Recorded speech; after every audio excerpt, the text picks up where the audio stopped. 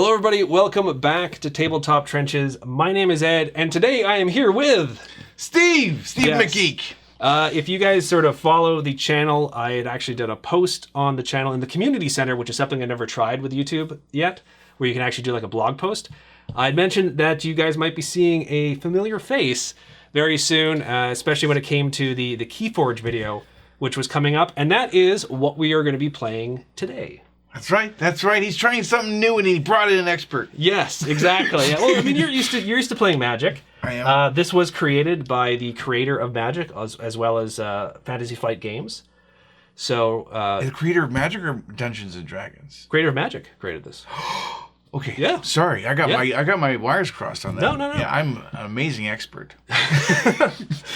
We've been playing some practice hands, or games, I should say, because I had just a little bit of experience. My cousin had actually taught me this game around Christmas time, and then I hadn't had a chance to play it again.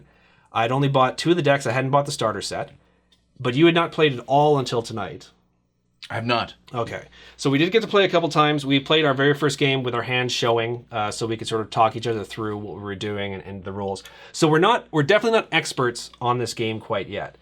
If you guys don't know how to play it, I'm going to link to a video that will sort of go over the rules.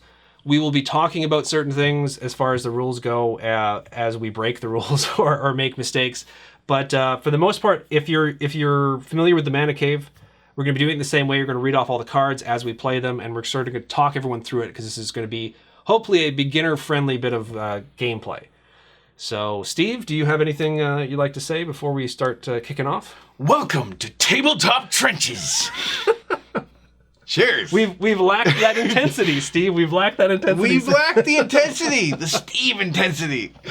Now, one of the things about KeyForge that you guys may not know is that each deck is basically unique. There's some sort of algorithm they invented when it came to creating the decks and putting the decks together. So each deck has its own sort of unique name, and the name of my deck is the Dean of Blue Fiend. Blue Field, or Feld, whichever way you want to pronounce it. And the houses, that's one of the things within KeyForge, is that there's various houses which have different powers and different types of cards. It's either Logos or Logos. I usually say it as Logos, Dis, and Sanctum. All right. What's the name of your? My deck name is Hildegun, Seer of the Barbaric Mountain. Now, It's quite the mouthful. I know, right? And it belongs to 3 different houses. Now, before I get into that, though, we're supposed to be Archons, right? Mm-hmm. Yes. Okay. I think I remember hearing that somewhere. And I thought Yeah, part of the lore is we're various races who are trying to, I believe, create these keys, which is how you sort of your win condition within the game. You're collecting this stuff called amber, and you're trying to create these keys to take over the universe or unlock mysteries of the universe or something like that. So, all right, cool. At some point, I'm gonna have to get into the story. I have 3 houses. One is Brobnar, one is Sanctum, and the other one is Untamed. Untamed. Okay. So, as I mentioned before, we were playing some games off camera to sort of get used to the decks. How do you like the gameplay overall? Because once again, there will be a link to a video to sort of give you the ins and outs of the actual sort of gameplay if you haven't done it. I'm not sure if it's a video I'm producing or one that I'm just going to link to that someone else has done better than I could. But if you're not familiar with the rules, you may want to check that out first, because even though we are going to talk our way through things, we're not going to be telling you exactly how everything is played. Yeah. I like that this game, you can jump in a bit easier. You could just jump right in, and you can feel pretty comfortable pretty quickly with Magic the Gathering. That's not quite like that. Yeah. There's a steeper curve, learning curve. There still seems to be a certain amount of complexity to the game, but it's not as... Because Magic's been around for so long, it's just the rules and everything that govern Magic can be so intricate at times and so difficult for when you're first starting out. Whereas this one, I found... I was able to pick up this game a lot quicker than I was with Magic. The only problem I have now with this game picking up is that I'm so stuck in my mind when it comes to playing Magic that certain things which you do in Magic, you almost do sometimes in the reverse order here. Yeah. So I'm trying to sort of break that mentality of being sort of fixated on rules for a completely different game. So Yeah, there's one nice little thing where during my turn, Ed cannot interrupt me. Yes. And during Ed's turn, I cannot interrupt him. So it's like the Canadian version of Magic. Polite. It's very polite. There's no counter spells or anything like that. So, which is something I actually quite enjoy in Magic. But it is kind of refreshing to know that you're not going to be interrupted halfway through trying to do something on your turn. Your following turn can get completely wrecked when your opponent has a chance to go. Yeah. But yeah, it's all your turn. You get to do your things without any interference, and then back and forth that way. Yeah, I'm free to lose all on my own. Now, in the future, we're probably going to do best 2 out of 3 matches. This is going to be the first time we're doing it, so we're going to probably be talking a lot more about just the rules. Like I said, we're not going to go over every single rule, but we're going to be sort of walking people through it a little bit more than we normally would. So this is just going to be a single one-of game match that we're going to be doing, if that's okay with you. Rock on. Excellent. Okay, so what we're going to do is we're going to roll to see who goes first. And I get 8. And I got 9. 9. Okay, so now you are going to get to choose who's going to get to go first. Now, in KeyForge, the player who's going to go first is going to draw 7 cards, and then the player who's going to follow is going to draw 6 cards. And then the only difference is the player who goes first gets to only either play or discard 1 card, and then it goes to the next player. So there's an advantage and a disadvantage to going first. So which would you like to do? Would you like to go first, or would you like to play second? I would like to go first. Okay, so you're going to draw 7. I'm going to draw 6. Okay. Okay, now there is a mulligan rule. So we do have the option of mulliganing at this point, which would be discarding our hand, and then we'd be drawing 1 less card. So you'd be drawing 6 if you wanted to mulligan, and I'd be drawing 5. But I think I'm going to keep this. I'm pretty happy with it, my hand. So the graphics are going to pop up to show what is each of our opening hands. We're not going to sort of update as we play to show you what we've drawn at any given time.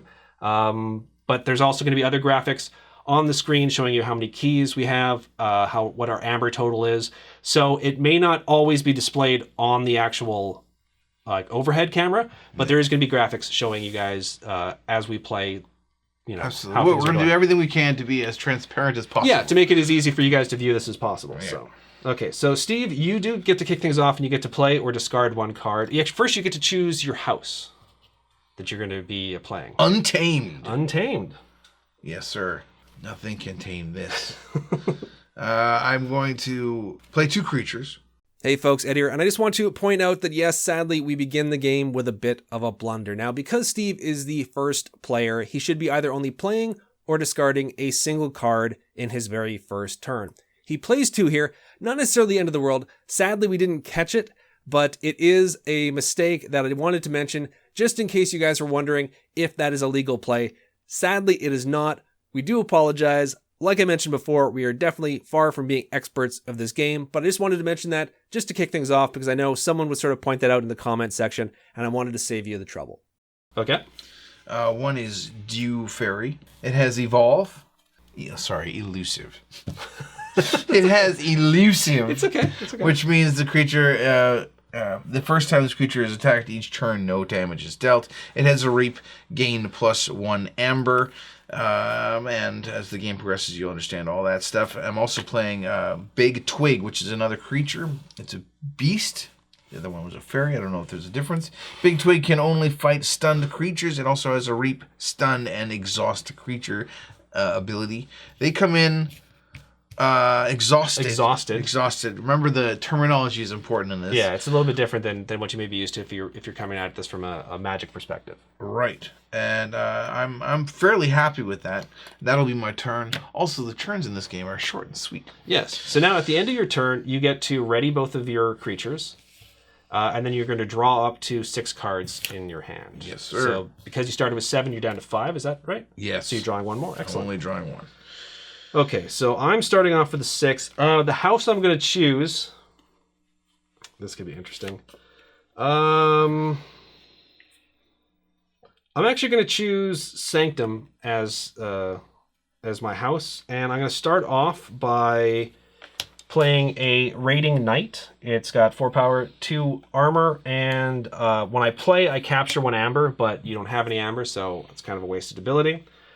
Super wasted. I'm then going to play an upgrade, which is Protect the Weak. This creature gets +1 armor and gains taunt. This creature's neighbors cannot be attacked unless they have taunt. And because it has the amber icon on the card, I'm going to gain 1 amber now. I will then be playing a artifact, Gorm of Om, which is an Omni item. Sacrifice Gorm of Om, destroy an artifact. Now, Omni basically means that I can use this artifact no matter what house I've declared. Yes. But this is going to come in, I mean, it doesn't necessarily matter that it's going to come in exhausted, but it's going to come in exhausted. I found that card to be very annoying. And then, you know what? I think that's going to be my turn. So I'm going to go ahead and ready everything. I'm going to draw 3 cards to get up to 6 again. And now it's your turn, sir. I'm going to play Untamed. Okay. I'm going to execute this ability, which is with this action. Okay. Nocturnal Maneuver. When I play it, exhaust up to 3 creatures. I gain an amber. Okay. So I'm you only have 1. Yeah. So there right. You go. And then after that, I'm going to reap with these 2 guys. Yep. They both have an ability. One of them stuns this guy. Yep. So I don't have the stun card, the card to show that something's stunned. So we've just been flipping the card over to show that it's been stunned. And I gain an amber for that. For reaping, yeah. Yeah, and then this guy, I gain an amber for reaping, and I also gain an extra amber because it's gain 1. Yeah. So I have 4 ambers now, and quick start on turn 2. Yeah. Yeah. Powerful. Turn 2 or turn 3, I'm not sure which, so. That's your go. That's my go. Okay. So they untap. Yes. Or sorry. They are readied. They become ready. They become readied. I'm going to choose Logos as my house, and I'm going to play a card, Twin Bolt Emission. Deal 2 damage to a creature and deal 2 damage to a different creature. So I'm going to deal 2 damage to that, and then 2 damage to that. And then I'm going to get an amber because it's got the amber icon on the card, and that's going to go to my graveyard, or my discard pile, I should say. I'm then going to play Lab Work, and it has an amber on it, so I get an amber for playing it, and I get to archive a card. Now, archiving a card is basically taking a card from your hand and putting it face down in the archive section. So I'm going to archive that card. So when you have an archive pile, right when you're in the step where you choose what house you're going to be playing, you can then also decide to take the cards from your archive and put them into your hand. I can't do anything with this because it's stunned, and I haven't chosen Sanctum as my house, so I can't do anything to unstun it. So I'm going to pass turn to you. Oh, and I'm going to draw 3 cards to get up to 6 again. I will play Untamed again. Okay, so that is the house. That's my house. I'm going to play this card. It's an action. Regrowth. Play, return a creature from my discard pile to my hand. Nice. That would be Dew Fairy. Okay. Now, Ed's deck uses the archive pile. My deck does not, as far as I know. Yeah, from the times we've played, that's one of the things I noticed is that this does have cards that deal with the archive. Yours does have a lot that deals with your discard pile, though. So, like, that's a perfect example of a card that's going to, allow you to tap into your discard pile. Yeah, I don't even know how many I have of those. Now, did you gain the amber for that card? Because it did have an amber icon on it. I don't think you gained the amber for it, did you? No. Yeah, so now you're going to be up to 5. Yes. Yeah. I'm going to play my 2 untamed creatures, and they will be exhausted. So we've seen Dew Fairy. What is this one? This is Snufflegator. Snufflegator, okay. Snufflegator. It looks like a really funky alligator, or a very large salamander. Yeah, or like an iguana, a really big iguana. It's got skirmish. Okay. When this creature is in a fight, when I send it to a fight, when you use this creature to fight, it is dealt no damage in return. Yes. So because that's important, because there's creatures with skirmish, which is when you attack Yeah. They don't take damage. And then there's elusive, right? Which is, I believe, the other one where it's like if they're attacked, you ignore it for the first time. So Right. yeah. I am going to attack with Big Twig. So you're going to attack this guy? Yes. Now, Big Twig can only fight stunned creatures. Yes, exactly. And because this is stunned, you get to attack it. I should be able to... So right now it is, it's got 4 power and 3 armor because it gets 1 additional armor. So it's going to be 7 in total. And that has 7 power, which means it is going to be able to bust through the armor and then do enough damage for lethal. But it is going to do 4 damage to your guy. Which should bring it up to 6, which means it's almost dead. But Yes. that was so worth it. And it's exhausted too now. Yes. Yeah. And I'm done. You're done? So I straighten out my guys, and I draw up to 6. So you're going to ready them and draw up to 6. Okay. So now it's my turn. I'm going to choose House Dis, and I'm going to kick things off with a card that when we were playing off camera, Steve absolutely hated. And it is Gateway to Dis. Play, destroy each creature. But then I gain 3 chains. Now, chains is basically a way of handicapping a player. And the way it does is the number of chains you have is going to affect the number of cards you can keep into your hand. So with 3 chains, there'll be a graphic on screen that's showing you like sort of like the way the chains sort of will go up the chain. It means my hand size now is going to be changed to only 5 cards. So I'm just actually off camera. I'm just going to set a die here so I remember that my maximum hand size now is 5 cards. That's right. And it destroys all the creatures. Well, as far as I know, my deck also does not use the chains thing. Yes. It speaks to the uniqueness of each deck. Yeah. Because there's certain things you just won't see. So, but all your creatures do end up going to the discard pile. Yes. Okay, and then because I'm not done, messing you over, Flogging me. Yes. I'm going to play Mind Barb. Your opponent discards a random card from their hand. I gained 1 amber for that. So yeah, this is basically the way we've been doing it. Is that he's been showing me his hand, and I just pick one at random. Let's get the one on the end. Gray Monk. Gray Monk. Ooh, that's actually a nice one to see in the graveyard for me, anyways. So then Mind Barb goes to the discard pile, and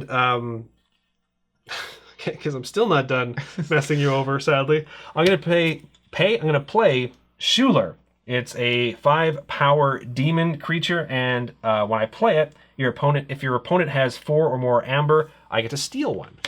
Ah! Yeah. That is disgusting. So I there haven't we go. seen that yet. Now, steal is different from capture. There's another ability which is capture. When you capture is you take an opponent's amber and you put it on the creature. So when that creature is destroyed, they get the amber back. But when you actually get to steal 1, I get to actually take it and put it into my own pool, which is kind of nice. I'm then going to play Dust Imp. It's got 2 power, but when it's destroyed, I gain 2 amber. Right. And that is going to be my whole turn. Right. And then I'm going to go ahead and ready these, and I'm only going to draw 3 cards because remember my hand size, because of my chains, is only 5 now. So 1, 2, and 3. Okay. So now, Steve, it is your turn, sir. I will pick Brobnar. Brobnar, okay. And I'll put down Tireless Crowcag. Okay. And That's a big bad one. What is his abilities? Tireless Crowcag cannot reap. I may use him even if I pick a different active house. Okay. And if my opponent has no creatures in play, I destroy him. Oh, okay. Because I don't know. But He gets so sad that he can't fight anybody. He's a burly boy. He's got 7 powers. So. Yes. That's it for this turn. Okay. So now he's exhausted, but I bring him. Yeah. Sometimes we forget to do that because we know we're not going to attack with him anyways. So. Ooh, this is new. No, it's not. All right. Yeah. So your turn, please. My turn. Okay. Well, what I'm going to do, I'm going to pick House Dis again, and I'm going to start things off by playing Fear. Return an enemy creature to its owner's hand. So I'm going to return that to your hand. I know. It's like my last turn didn't even happen. I'm then going to Reap with the Dust Imp for an amber. Right. And I'm going to Reap with Schuler for an amber as well, too. So now I've got 3, 6, 7 amber. Right. I'm then going to play another dust dip. Now, one of the things we didn't talk about before, but when you play a creature in this, you have to either put it on one side or the other. They're called flanks in this. Okay. So I can choose which side I want to put it on, but it has to stay on the side, and you can't shuffle around your creature. So that's something I meant to mention before, but I didn't. And it's going to enter, of course, exhausted. That's going to be my whole turn. And then at the end of the turn, I'm going to ready everything again, draw back up to 5, because, again, my hand size is neutered a bit. Right. And I have to say check, because I now have enough amber that on my following turn, I start off my turn by creating a key, which is going to put me 1/3 of the way to the win condition. So I'm going to say check and pass the turn to you. All right. I'm going to pick Untamed. Okay. And I'm going to cast this, Nature's Call. Okay. And it says return up to 3 creatures to their owner's hand. But Okay. I want to return 3 of my creatures from my discard pile into my hand. Oh, but you can't do that, though. Why not? It's the return up to 3 creatures. Yeah, it would have to. It would have to say, like, if it doesn't specify, it's gonna mean on the board. So it would have to specify from your discard pile. Okay. Yeah. All right. I thought because it wasn't specific, I could do it from No, anywhere. there is actually a sub rule, because we're going through the rule books. There are certain rules where it's like if it's this type of card and it doesn't say this, then it's assuming this. Like, for example, if a card says you're going to archive something, but it doesn't say from where, it always assumes that it means archiving it from your hand. So a card like that is the same way. So it would have to say from your discard pile. Like I believe it was called Regrowth, specifically stated from your discard pile. Okay, fair enough. Do you still want to do that? It still works. Okay. Yeah, I get an amber. You get an amber, yeah. For casting it. You get those nasty cards taken off the table without gaining amber. This is actually good because, not good for me, it actually sucks for me, but it brings up something that I wanted to mention as well too, is that my maximum hand size is 5, but that is it's okay to have more cards in my hand. It just simply means I cannot draw any more cards until I get down below 5. So I don't have to discard anything like you might with other card games. I simply have a larger than usual hand size. Right. Yes. Okay. So now you're still in the land of the Untamed, right? Yes. And I had all kinds of plans, but this still works. So it's your turn. Oh, so it's my turn. Yeah, okay. Yeah. Okay. Oh yes, the very first step, because I have 6 amber, I'm going to spend 6. 1, 2, 3, 4, 5, 6, leaving me with 1, and I'm going to forge a key. I'm going to use this. We're going to use these red die because we don't have. I didn't get the starter sets for this. I only bought 2 separate decks. So the starter sets for KeyForge came with a bunch of other bits and bobs. Now my cousin, who taught me the game, gave me his cardboard amber, so we do have that. But I don't have any of the cardboard keys and stuff. They are coming out with an expansion, and they're releasing new starter kits. And I've already pre-ordered those, so I am going to have all that stuff eventually, but not until that comes out. Anyways, I now have 1 key. I now have 1 key, which means I'm 1/3 of the way to victory. I wonder if you can go down to Michael's and get little stones that look like amber. Probably, yeah, or could. any sort of like craft store, right? So Yeah. at first I wasn't sure what Michael's was. I was like, "Who's Michael?" Like, No, the craft store. Yeah, they have all kinds of beadery. oh, Michael, Yeah. I remember him. Yeah, I'll go down to his house. Yeah, it's got all kinds of craft stuff. But yeah, I'm assuming like most stores like that would have something that you could like, use any number of things, glass beads as well too. They're simply colored a certain way. So yeah, I haven't done that yet. My cousin I know has actual like plastic ones which were specifically created for this game that look like little amber colored gems. So nice. I'm jealous. Well, what I'm going to do is I'm going to pick Dis again, and I'm going to play Schuler. So if your opponent has 4 or more, I can steal 1. So I can steal 1 of your amber. I'm then going to go ahead and play Dust Imp and another Dust Imp. And that puts my hand size now down to 5, right? Actually, I want to look at my archive for a second because I can't remember what's in my archive. And now I'm going to pass the turn to you and ready everything. And I don't draw any cards because I already have 5 in my hand. So I will pick a Brobnar. Okay. And I will play Tireless Krokag again. Mm-hmm. and he will be tired or exhausted. Exhausted. He's exhausted. Took a while to get on the battlefield, That's so right. he's exhausted by the trip. He's got to carry around that beard. Yeah, that's it. That's all I got. It's my turn. Yep. Okay. I'm beginning to feel kind of guilty now for some of the stuff I've done to you earlier. Well, I know, you should. All right, here's what I'm going to do. I'm going to attack your fella. Okay. With this guy, with one of the dust imps. Okay. So it's going to do 2 damage, and it's going to do 7 damage to the imp. But this is going to get destroyed, so I'm going to gain 2 amber. Ugh. I'm then actually going to use. I'm going to attack with Schuler to do the remaining 5 damage to it. Okay. And then this is going to go to the discard pile, and then that is going to go away. Oh. Oh, by the way, I don't know if I declared at the beginning. House Dis. So, which none of this would be legal if I wasn't choosing House Dis to begin with. That's right. So now I've cleared the path, and I'm just going to simply reap with the Dust Imp to get 1 more amber. Oh. And now I'm going to pass the turn to you and ready my Dust Imp. It's very easy to get caught up in a lot of the politics of the situation. Focus on the amber. It's always about the amber. Yeah, weirdly, it's so much in other card games is about knocking your opponent down. It's about combat. It's about going in there and swinging. But this one, it's sometimes it's like you just don't. You should just sometimes ignore creatures and just try to gather as much amber as possible. So, I did take out your creature, but I took it out for specific reasons. Yeah, so. I didn't pick up to 6 at the end of my last turn, so I'm going to do that now, if that's okay. Oh yeah, of course, yeah. And I'm going to pick House Sanctum. Sanctum, okay. It's the first time I think you've done Sanctum so far, right? Yes, yeah. I've been pretty untamed and Bob-nard. I will put a Potion of Invisibility out. Okay. And what does that do? It is an Omni card. It's an artifact. Sacrifice Potion of Invisibility. For the remainder of the turn, each friendly creature cannot be dealt damage.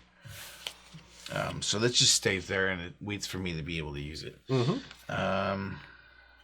But if it's not, it's because it comes in exhausted, right? So I can't just play it and use it. I have to have it ready for future use. But because it's Omni, yeah, it can be used no matter what house you've chosen. So same as my artifact here. Can I toss these? Yes, yeah. As long as they're from the Sanctum house. Yes, they are. Okay. 1, 2, 3. Sure. And I will call that a turn. Yeah, so that's a useful thing as well too, because if you choose to discard one, it has to be from the house you declared, which in that case it was from Sanctum. But it allows you to draw more cards at the end of your turn, and sometimes that's more important. You sort of give up a turn sometimes to do it, but it can be very, very useful if you're just not getting the cards that you want. No doubt. I'm gonna, man. I mean, I'm at 5. Part of me just wants to go ahead and reap with this and gain an additional 1, but I kind of want to sort of build my board a little bit now that I have a chance to. So I'm going to go with Sanctum this time. And I'm going to start off by playing Commander Remiel, or Remiel. It's a 3-powered knight human creature, and it's got Reap. When I Reap, I can use a friendly non-Sanctum creature, so that's going to come in exhausted. So that means that I get to Reap, gain the Amber, and also use that ability as well too. Yeah. And then, you know what? That's going to be my whole turn. And I'm going to pass turn. I'm going to draw, and I'm going to pass the turn to you. Oh, I should ready him as well. There we go. I will pick Brobnar. Okay. I will cast. I will take this action. Sound the horn.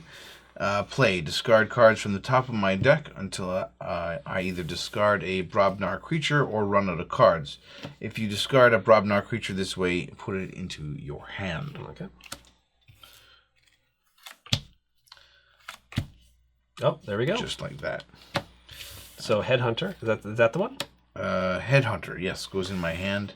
Which we actually mentioned before. This is just a small aside. It's the guy from the box art, right? Yeah. Yeah. Okay. Exact dude from box art. Yeah. Well, surprise, surprise! I'm going to be putting him down, exhausted, into the battlefield along with Crump. Now, other than 5 power, what is his thing? When he fights, I gain an amber. Okay, and then Crump is after an enemy creature is destroyed fighting Crump, its controller loses 1 amber. So if I were to attack that and my creature were to die, then I would lose 1 amber. Gotcha. Okay. All right, and I'm happy with that maneuver.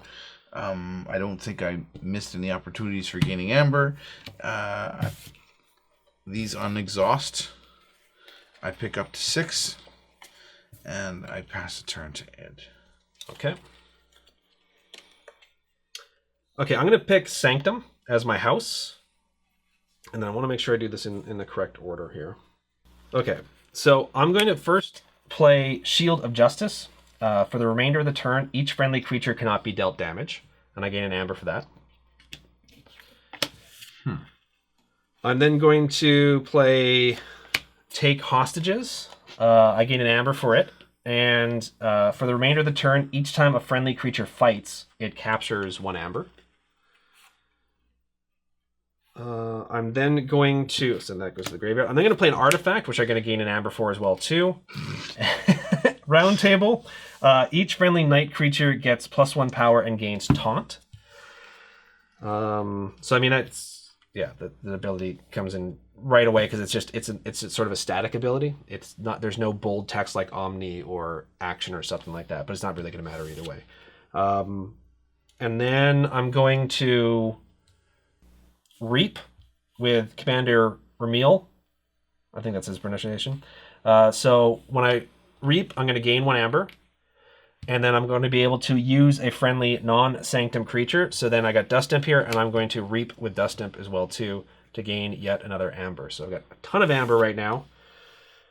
And then I'm going to move to the end of my turn. I'm going to go ahead and ready everything. I'm going to drop to 5 cards. So that means I draw 3 cards. I'm going to say check because I'm going to have enough to create a key next turn. And pass the turn to you. All right. Situation grew desperate. Well,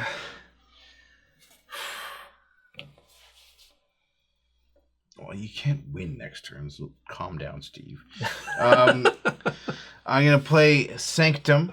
Okay. I'm going to put these dudes down. Both of them are Sequus guys. They are human knights, and when they have Reap, capture 1 amber each. Oh, nice. So they got 2 armor and 4 power. Huh? That's right, and they are currently exhausted. Okay.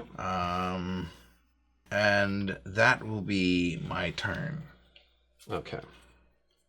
So at the beginning of my turn, I'm going to spend 6 of my 10 amber to create another key. So right. I now got 2 keys. I'm going to choose... Yeah, I'm going to choose Dis as my house. I'm going to play a Pit Lord, which is a 9-powered creature. It's a demon. It's got taunt. So this creature's neighbors cannot be attacked unless they have taunt. And while it's in play, I must choose Dis as my active house. I gain 2 amber for him. What? I know. I'm going to then play a Dominator Bauble. Okay. Its action is to use a friendly creature. But that comes in exhausted. Right. Oh, sorry. And the Pit Lord is exhausted. Comes in exhausted. Can I look at Crump again? Crump? Yeah. After an enemy creature is destroyed, fighting Crump. Okay, so it has to be fighting Crump. Its controller loses 1 amber. Okay. I'm going to go ahead and... I don't think no, he wasn't. He wasn't exhausted. Yeah, sorry. Yeah. I'm going to actually swing in. I'm going to use the Dust Imp to attack that guy, the Headhunter. So this is going to be destroyed. That's going to take 2 damage. When this is destroyed, I gain 2 amber. So I've got 1, 2, 3, 4, 5, 6, 7, 8 amber. I'm going to do this, which may seem weird, but I'm going to play Poltergeist. Use an artifact controlled by any player as if it were yours. Destroy that artifact. I gain 1 amber for this card. So I'm going to use that, and that basically makes my creatures invulnerable. Is that what it is? For the remainder of the turn, each friendly creature cannot be dealt damage. Now, I purposely attacked with Dust Imp before that, doing that, because Because you wanted to I wanted to get the amber die. for it. Yeah. So I'm going to use it. Which now, if it was an action instead of something that was sacrificing to destroy it, it would be different. But it's going to be destroyed anyways. So right. Okay. And that is going to be my entire turn. I'm then going to go ahead. I'm going to say check. I'm going to ready everything, and I'm going to draw 3 more cards. Sorry, I didn't mean to make anything confusing. I should have readied these guys at the end of my last turn. It's one of those weird things. We forget that all the time. So that's one of the things that we tend to forget because it's strange when you come from like a Magic background. You don't usually untap your stuff at the end of your turn. You usually do it at the end of or the beginning of your turn. So right. Okay, so now it is your turn, sir. So make sure. Yeah, I do have 5 cards in hand. So. All right. Yeah, it's a little more difficult to flip that switch. Now Ed didn't say check. Oh no, I did. Oh, he did. Yeah. Okay. We were talking about that because I forgot when we were playing off camera. I forgot a couple times to say check, and then we were like, we should make a house rule like Uno, where if you catch the person not saying check, they lose an amber or something. So, but yeah. So you're kind of in a weird position, just to sort of do commentary about it, not to try to rub it in. No. Because I have 9 amber. That you, in order to prevent me from being able to create a key next turn, you have to figure out a way to have me either capture or have me lose up to 4 of my amber, so that I get down to 5. Right. Yeah. Right. And then these guys could both capture 1. Yeah. And then this guy. Now, is it after an enemy creature is destroyed fighting Crump, its controller loses 1. So. I could swing in with this guy. Yes. Kill this dude. Mm-hmm. And take 1 of your amber. You would lose an amber. Yeah, so that's 3. No. That's 3 right there. No, because I have to pick a house, right? Oh, that's right, too. Right. See, that's one of the things that I found so frustrating as well, too. I was like, oh, I can do this great turn, and then I realized, no, one of the creatures that I need to use is not from the house that I want, so. Yeah. Yeah. Good catch. Good catch, Steve. Yeah. I'm going to pick Sanctum. Okay. These guys are going to reap. Okay. And so I will gain an amber for each of their reapings. Mm-hmm. And then you're going to capture 1 of mine for each, so. That's right. Yeah. And then I will play this Sanctum card. Choose a friendly creature to capture 2 amber. Nice. Okay. And it'll be it'll be Crump. It'll be Crump? Okay. Good old Crump. He's got the best name. You know? Sometimes you think they're phoning it in, and then you see a guy named Crump. It's just so satisfying. I think I don't have a lot of Sanctum cards, but these guys unexhaust, and I draw up to 6 cards. Oh, and a check. Check. Okay. Oh, that's right too. Yes. Okay. Okay. Now, because I have the Pit Lord out, I have to choose Dis as my active house. I have no choice whatsoever, which is unfortunate to a certain degree. So I think part of what I have to do, I mean, I could reap, but part of what I have to do, I think at this point, is start knocking off your creatures, because otherwise I'm never going to... Yeah, that's what I'm going to have to do. Okay, so I'm going to use the Pit Lord to attack Crump. So it's going to deal 9 damage to Crump, killing it. This is going to take 6 damage, though. Pit Lord's going to take 6 damage. Okay. It doesn't die, so I don't lose 1 for attacking or for fighting Crump. Right. And I gain the 2 that were captured, or regain the 2 that were captured.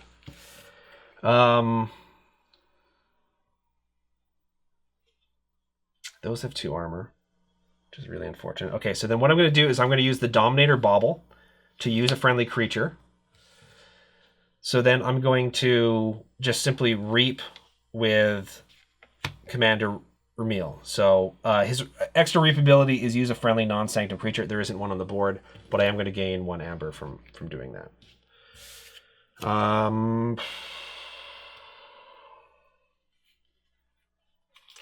I'm then going to, I'm going to pass the turn to you because I can't really do anything else. So I'm going to go ahead and ready those, and I can't draw anything because I already have a card or hand with 5 cards, and I still have the chains affecting me. So your turn, sir. Oh, and check.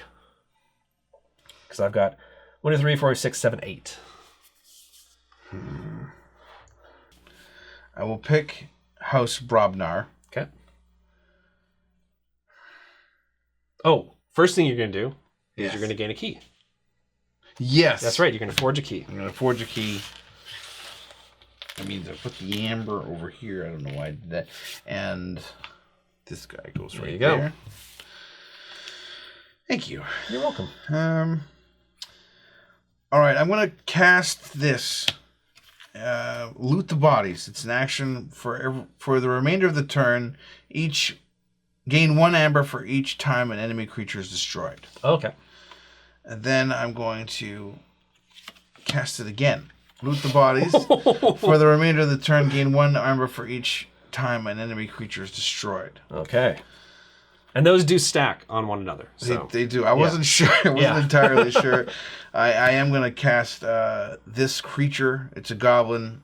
Grenade Snib. Ah, yes. Destroy your opponent. Your opponent loses 2 if it's destroyed. Yeah. It's exhausted, though, and ashamed to say I forgot about that. This guy does attack, though. Yes. Now, these both have taunt, so you can attack either of them. This has got 3 power, and this has got 9 power, but it's got only only 3 health left. Okay. They both have to. This is being gained taunt because of the round table. Each friendly knight creature gets +1 power and then gains taunt. Actually, so it's a 4 power creature, and this one it just has taunt. All right. So I will throw my headhunter against your commander. Okay. So then this is going to die. That's going to live though. It's going to have 4 damage on it though. 4 damage. You're going to gain 2 amber because you've killed one of my creatures, correct? Right. And you're going to gain an additional amber because you fought. So you're going to gain 3 amber in total. Which would be wonderful. Under any other circumstances, God, I think you might be winning next turn. Yeah, and so that's... I will play this one more Brabnar card. Sure. Stun a creature. And each of its neighbors. You have 1 left. Yeah. I'll stun that creature. And that's my turn. I will unexhaust these guys and drop to 6. Just, for thoroughness sake. and there we go. And then at the beginning of my turn, I'm going to spend 6. 2, 3, 4, 5, 6, and forge my 3rd and final key. Okay. Now, one of the things I didn't want to bring up before because I didn't want to, sort of tip off anything that might happen is that when we were playing this off camera, and this is part of the issue with the decks being completely randomized and you don't get to pick, is that certain decks are just going to seem to be stronger. Not necessarily stronger, but stronger against other decks. Right. And this deck, the deck that I'm using, the Dean of Bluefield, did end up winning when we were playing off camera as well, too, in a very sort of similar fashion. It seems to do well against this one. Yeah, and you got up to 2 keys and you were almost at 3 in one of the games we played off camera. But the certain of the cards, basically the board wipe card, that even though it gives me 3 chains and lowers my hand size to 1, that has always been super effective.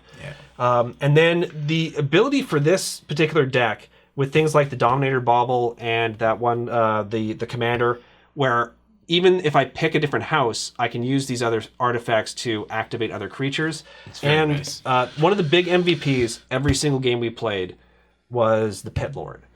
Because 9 power, taunt, you get 2 amber just from it entering the battlefield, which is crazy for a creature. It's made such a huge difference. Yeah, it's done very well for you. Yeah. So but one of the things as well too is that we could always switch decks at some point. Yes. And I did offer to switch decks with you before we started recording, so I don't want people to think that it's like Ed's so thirsty for a victory. No. I wanted to play this deck because I was familiar with the cards and I was getting comfy. I really enjoy being comfy. Yeah. and as well too, I don't think you had some of the best starting cards because I know your play was limited early on. Like I did that board wipe. Yeah. You were able to build the board really early, and then that board wipe came along, and then you weren't able to immediately sort of build your board back, right? Without me bouncing stuff back to your hand. So that was. And I don't think you have more than one board wipe. No, it's just the one. But one of the good things about, or I think it's good things about this, is that when you actually run out of your deck, you simply shuffle up your discard pile and you start over. So it is possible for me to be able to play that board wipe more than once. I'd gained 3 additional chains as well too. Yeah. But I've never found the 3 chains I gained from that card to be not worth playing it because it's one less. In my hand size, but still, it's usually such a great card for creating a big swing on the board. So you were starting to come back, and the fact that you were able to steal those 4 amber from me, I did not think that was going to happen. I actually thought I was going to win a turn earlier, so that was very, very good. And you were in a position as well too where I was starting to get worried because with these on the board, with the other creature that would if it killed one of mine, you'd be able to steal an amber. Yeah. I was beginning to worry that you could start building up this momentum that every time I get amber, like for every 2 I put on there, you'd be able to take 3. Yeah. In which case it would just be, eventually you would be able to sort of like come back and win. But overall, what do you think of the game? What do you think of KeyForge? This is the first time we've done a video for it on the channel, so.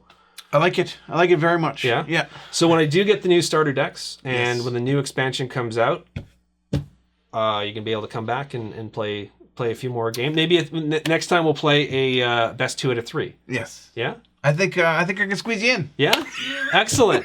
So for those of you who've been asking for Steve back in front of the camera, there we go. Maybe Steve will be the KeyForge guy. You guys are what keep me going. You guys are what keep me going. I love you guys. Now, Steve, before we end off, do you want to plug what you've been doing outside of the channel? Sure. I have a movie podcast that's been running for quite a while. It comes out every Monday at noon. It has been for years. It's pretty reliable. I plug it heavily on Twitter. Twitter's kind of my go-to social network at Steve McGeek. And the podcast is primarylycritical.com. And if you want to check out the library, it's all right there. Is the channel on Twitter as well too, or you just use your personal Twitter account for the channel as well? The channel has its own Twitter at Prime Critic. And but all those links are on primarylycritical.com. Also, if you look for it on almost any podcast app, you'll find it. As well, too, they're going to be included in the description below. So if you get a chance, check out Steve's movie podcast. I used to call it like a movie club, right? Yeah. It's we wanted to be critics for a little while, but then we realized that we were just a little too casual about the whole thing, and me and my friends just wanted to have fun and watch good movies. So and then chat about it afterwards, right? Yeah. Exactly. Yeah. So if movies had an after party, that would be it. Yeah.